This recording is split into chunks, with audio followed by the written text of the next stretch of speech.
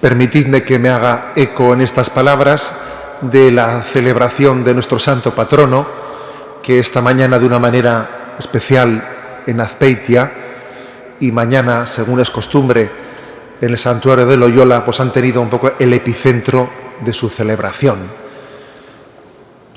Tiene más de 400 años la procesión que hemos realizado esta mañana en torno a la parroquia de Azpeitia, seguida de la misa solemne, y es también una tradición ya muy antigua el hecho de que la celebración de San Ignacio al día siguiente vuelve a tener lugar en el santuario de Loyola. Pero además este año hay una circunstancia especial que ilumina la fiesta de San Ignacio. En el día de hoy se inaugura un jubileo concedido por la Iglesia con ese ofrecimiento que hace de la indulgencia plenaria, un jubileo del camino ignaciano. El camino ignaciano se refiere al que hizo San Ignacio de Loyola después de haberse recuperado en su convalecencia en su casa natal, cuando ya marchó y dejó su familia, el camino que hizo desde Loyola hasta las cuevas de Manresa. Ese camino, que son unos 700 kilómetros, esa ruta ignaciana, tiene en el día de hoy la inauguración de un año jubilar. Dentro de 7 años será el segundo año jubilar, coincidiendo el año 2022 con los 500 años, el quinto centenario de ese camino, porque San Ignacio lo hizo pues en 1522. Como os podéis imaginar, no se trata únicamente de jugar a la historia, no se trata de evocar fechas pues por mantener viva una historia del pasado. No. Si la Iglesia subraya una peregrinación, si nos la propone para ser recorrida, si nos la propone a nuestra consideración, es porque en ello ve un signo luminoso para la espiritualidad del cristiano. Sí, todos nosotros somos peregrinos y en esta vida tenemos un recorrido que hacer, un recorrido que culminar. Ese recorrido que hizo Ignacio desde Loyola hasta Manresa, en el fondo, no es sino un recorrido de la vida misma. Esta mañana decíamos en Azpeitia que la peregrinación de Ignacio había comenzado en la pila bautismal de Azpeitia y terminó en esas camaretas del Jesús de Roma, donde él falleció. Es el recorrido de una vida, desde que uno comienza su vida de hijo de Dios hasta que la culmina en el encuentro definitivo con el Padre. Nuestro ser cristiano supone ser peregrino, estar buscando la voluntad de Dios en nuestra vida. ¿Qué voluntad de Dios? ¿Cuál es la voluntad de Dios para cada uno de nosotros? Hay algo de personal e intransferible en ese plan, en esa vocación que Dios ha reservado para cada uno de nosotros y tiene que ser descubierta. Y para descubrirla hay que ponerse en camino. Quizás lo fuerte, lo determinante de Ignacio, lo que es verdaderamente aleccionador para nosotros, es el hecho de que él, sin tener claro ni remotamente qué es lo que Dios va a terminar pidiéndole, él no está esperando a tenerlo todo claro para empezar a andar. Eso sería una tentación. Sino que se pone a andar con la confianza en que en el camino ya se irá iluminando la voluntad de Dios. Creo que esto ya solo por sí mismo ya es una gran lección. Cuando nosotros decimos es que para dar pasos en la vida, para avanzar, lo tengo que tener todo claro. Cuando tenga una certeza suficiente, entonces ya caminaré. Y claro, con este planteamiento es que no se dan pasos en la vida. Uno se justifica a estar instalado, uno se justifica en su falta de entrega, no termina de ver nunca la luz suficiente. Es que la luz se ve en la medida en que uno se entrega.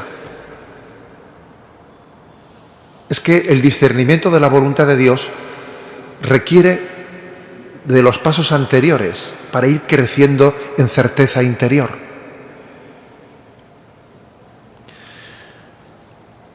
solo por hoy, esa famosa expresión de Juan 23 se puede traducir también en este método de búsqueda de la voluntad de Dios. Si en este momento no tengo claro cuál va a ser el destino definitivo de mi vida, de momento sí que tengo claro una serie de pasos previos a los que me tengo que entregar decididamente, confiando en que mañana tendré luz para el siguiente día. Un cristiano es, por lo tanto, alguien que tiene un norte, pero su norte, fijaros bien, el norte de un cristiano es descubrir la voluntad de Dios. Y por lo tanto tener la hoja de ruta, tenerla abierta. De hecho, Ignacio, cuando comenzó el camino, pensaba que iba a Montserrat y finalmente su camino le llevó a Manresa. Él llegó a Montserrat. En Montserrat ocurrió que al tener lugar allí, pues esa conversión bastante espectacular de que un caballero cambiase sus vestiduras por las de un pobre, que entregase allí sus armas, que hiciese una consagración en pobreza, aquello allí suscitó, digamos, una cierta polémica que no hacía, una cierta expectación que no hacía posible que él permaneciese allí y marchó a unas cuevas de Manresa. Es decir, el norte, el destino de nuestra peregrinación, tenemos que tener mucho cuidado de no tenerlo marcado nosotros, sino saber que es la voluntad de Dios que está por descubrir.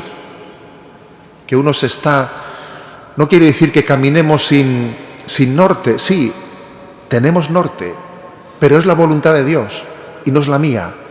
Y como no es la mía, ya se me irá iluminando el camino. Por ejemplo, un episodio verdaderamente impresionante de la vida de Ignacio es que él, en su discernir, pensaba que él quería ir a Tierra Santa y allí vivir como vivió Jesús, en una concepción un tanto romántica del seguimiento de Jesucristo, ir allí y vivir como vivió Jesús. Bueno, y entonces cuando reunió a los primeros compañeros de la compañía de Jesús en torno a Venecia, decidieron, como era muy caro el pasaje hasta Venecia, decidieron pedir limosna predicando el Evangelio, y después, cuando reuniesen el dinero, pues embarcarían e irían a Tierra Santa.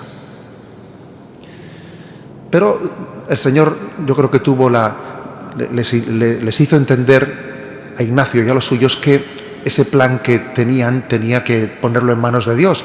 Y en ese voto, en esa promesa, introdujeron una cautela. Y la cautela que introdujeron es que en el caso de que no saliese ningún barco con destino a Jerusalén aquel año, bueno, pues entonces irían a donde el Papa y se pondrían a su disposición. Ignacio Tellechea, en ese libro magnífico que tiene sobre la vida de Ignacio, Solo y a pie, que os lo recomiendo, creo que es el mejor libro que se ha escrito de la vida de San Ignacio, Ignacio Tellechea narra, él estudió los anales del puerto de Venecia, que ese fue el único año en todo el siglo en el que no salió ningún barco hacia Tierra Santa, porque los moros habían hecho muy peligrosa la navegación. Y entonces Ignacio y los suyos, que habían soñado en vivir en la tierra del Señor, vieron que parecía que la voluntad de Dios no era esa.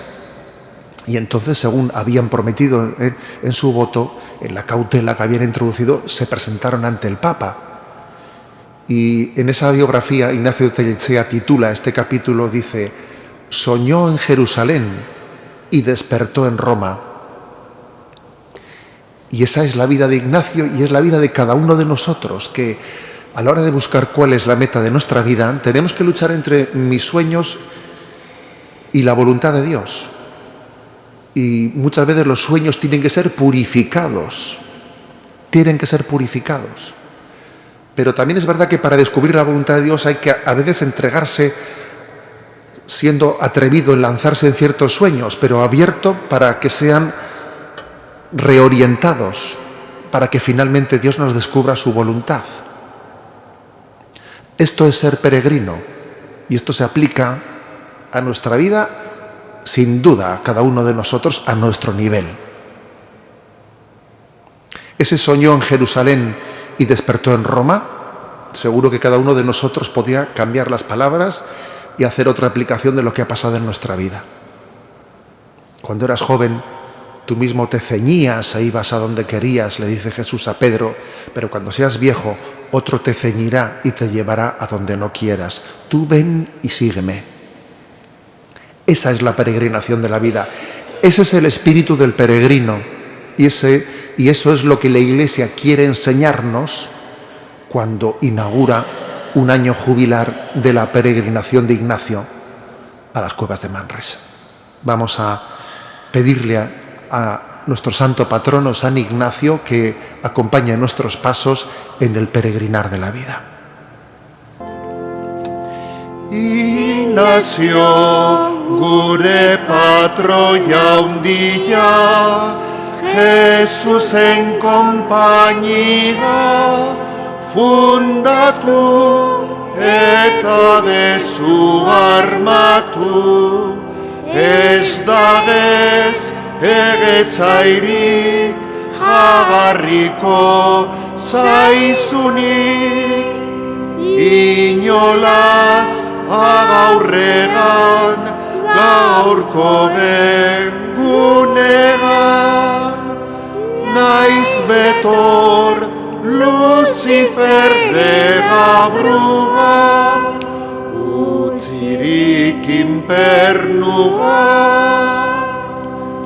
zure soldaduak dira de gaingeruak, zure gidaria da Jesus handia, garaitu ditu zure konpainiak, etzaiak, ez dauka fedegak, ez kristau neregak, ez dauka bigildurrik iginungo aldetik. Ignacio hor dago, beti ernai dago, armetan jarria, dauka konpainia, txizpaz armaturik, bandera zagabalik. Gauta egun guztiopak egan dezagun, beti gau eta egun.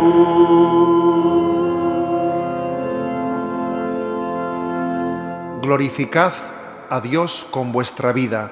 Podéis ir en paz. Demos gracias.